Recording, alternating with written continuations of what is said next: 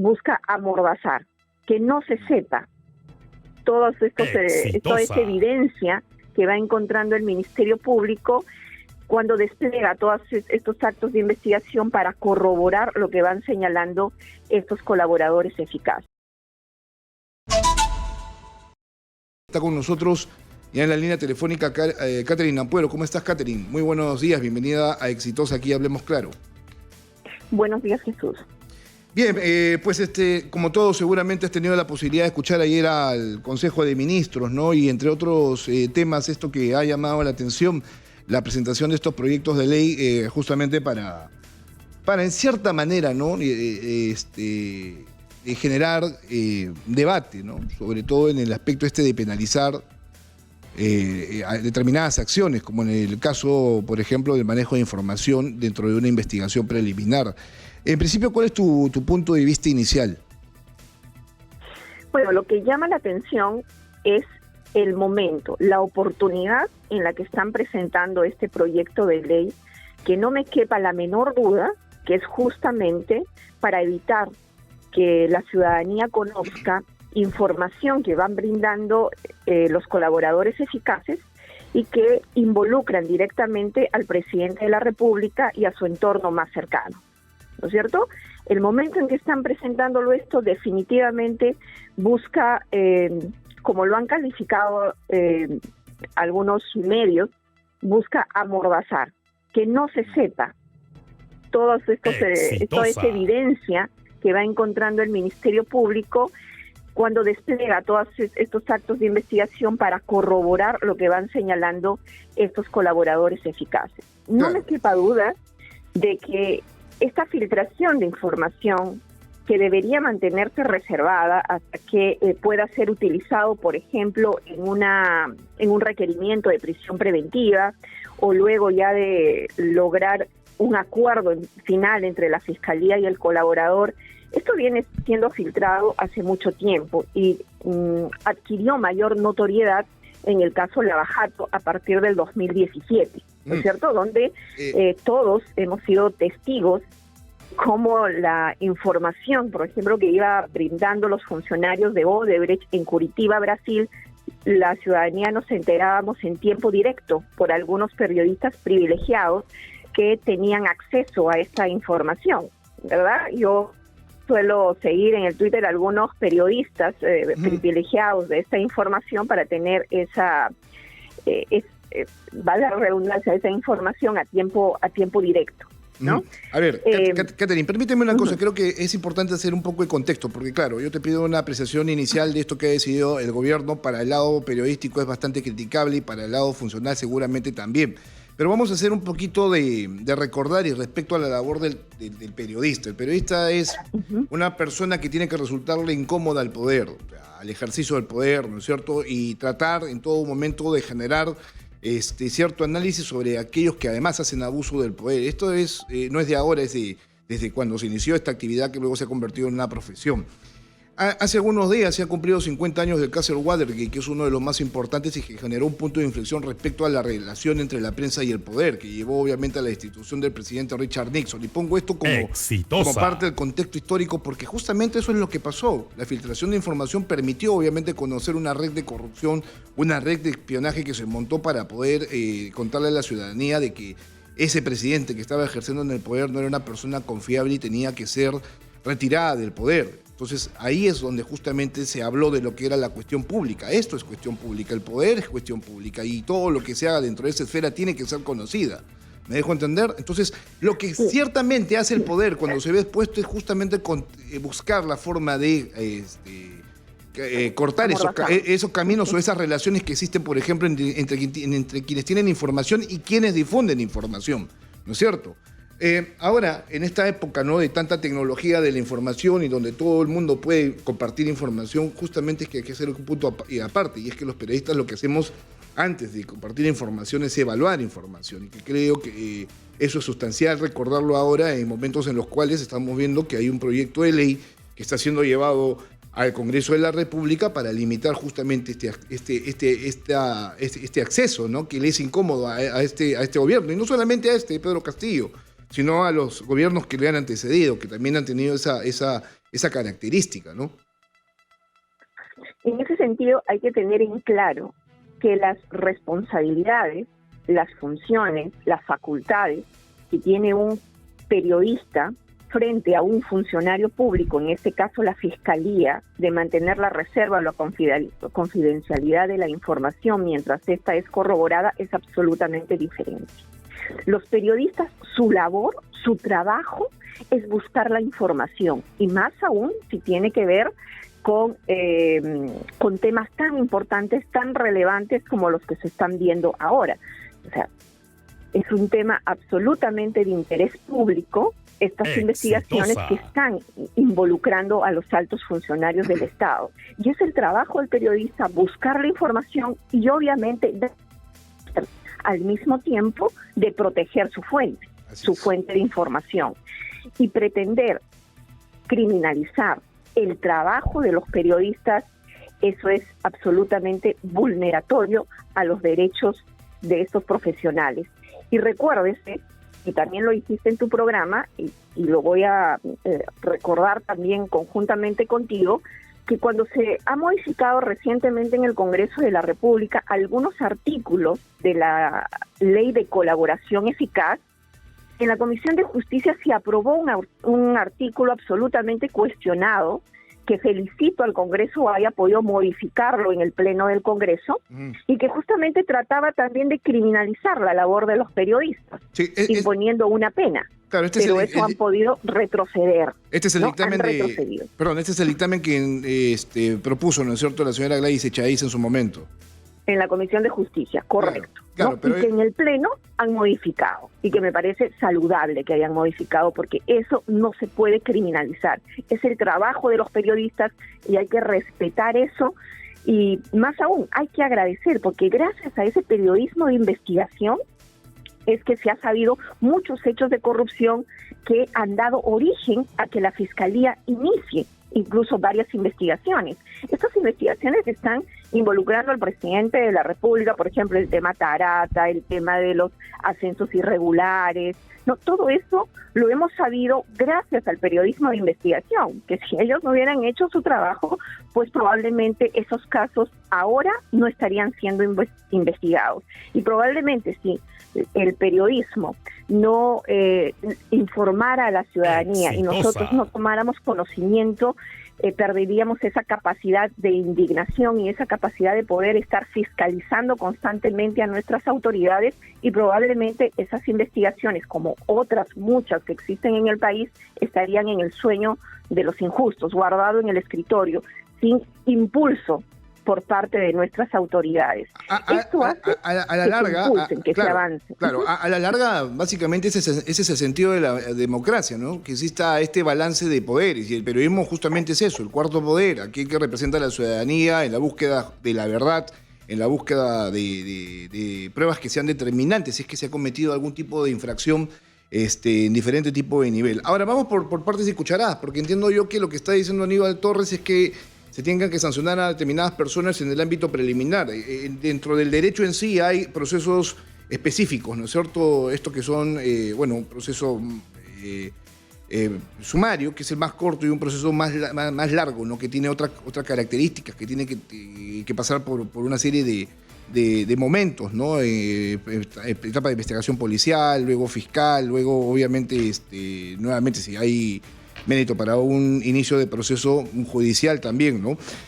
A lo que voy es lo siguiente, ¿no? Lo que parece no entender el gobierno es que hay diferentes momentos o caminos en los cuales se puede conocer esta información sin necesidad incluso de ser filtrada. Cuando, por ejemplo, un juez o un fiscal le pide a un juez algún tipo de medida limitativa de una audiencia, ¿no? En etapa preliminar, por ejemplo, y ahí es donde se conocen algunos alcances de las investigaciones, como lo que ha sucedido últimamente, ¿no? Donde se ha tenido una idea más clara respecto a lo que está pasando, por ejemplo, con el propio presidente de la República, el señor Pedro Castillo, sobre las acusaciones que pesan en su contra. Entonces, ¿cómo puedes tú evitar ese tipo de cosas?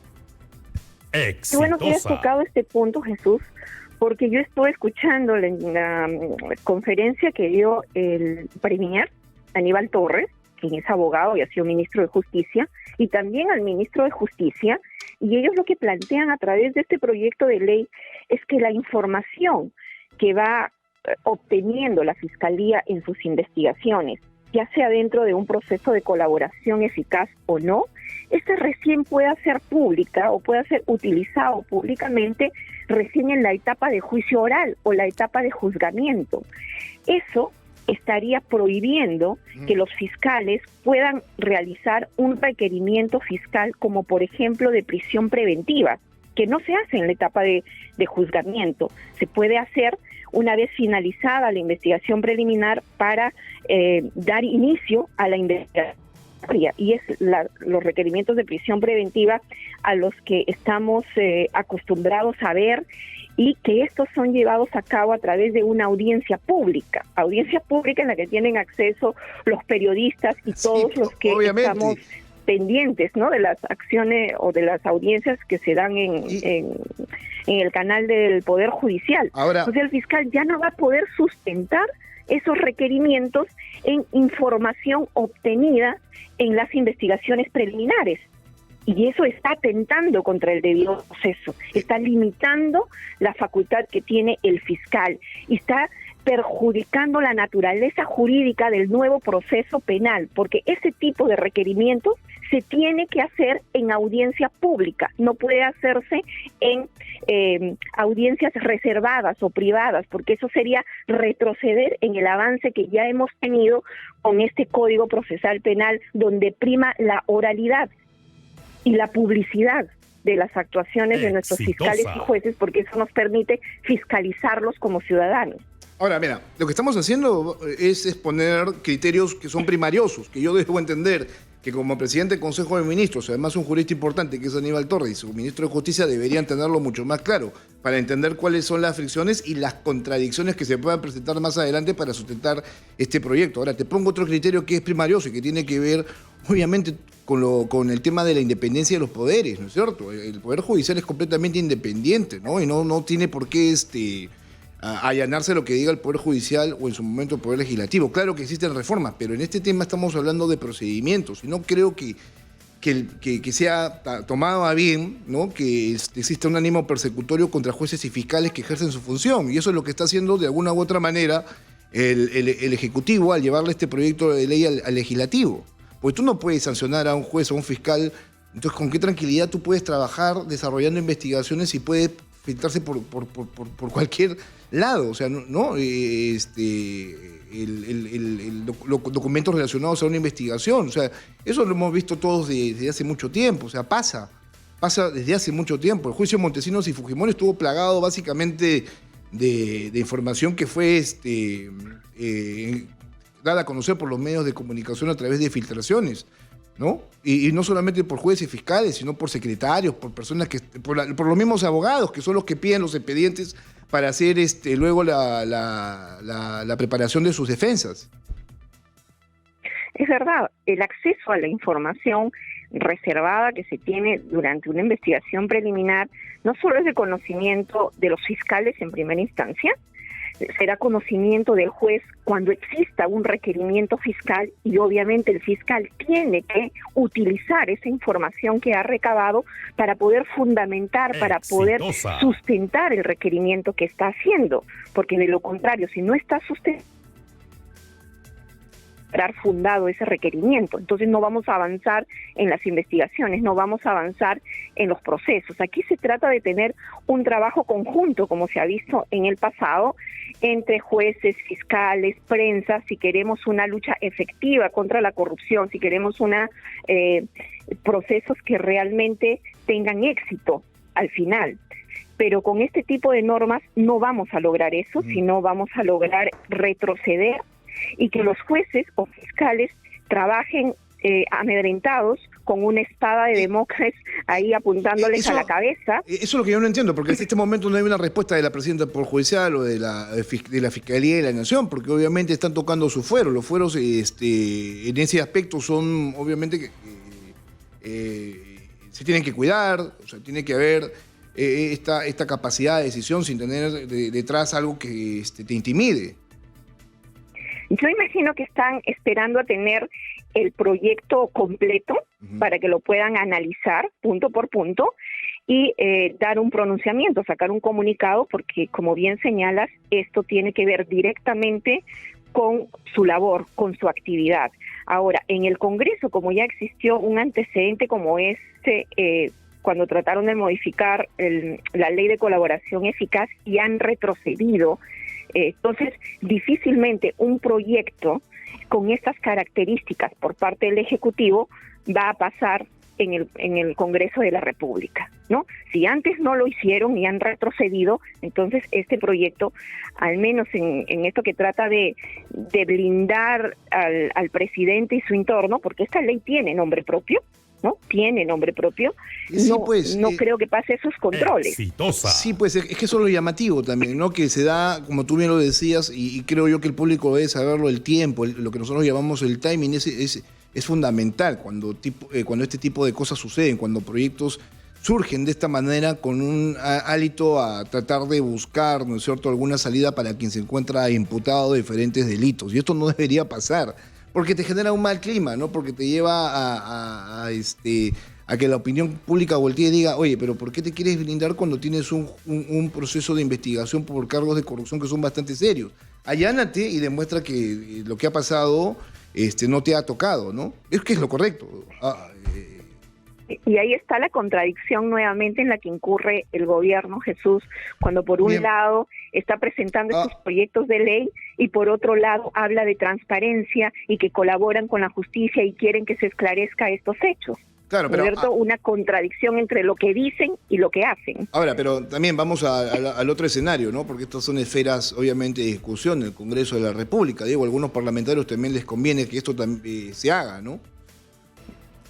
Sí, especialmente a los niños de Acción Popular, que están involucrados también en estos graves hechos de corrupción y que de todas formas buscan que proyectos de ley como este, tan nefastos, sean aprobados, y seguramente van a estar ahí moviéndose cuando llegan estos proyectos para buscar que sean aprobados dentro del Congreso de la República.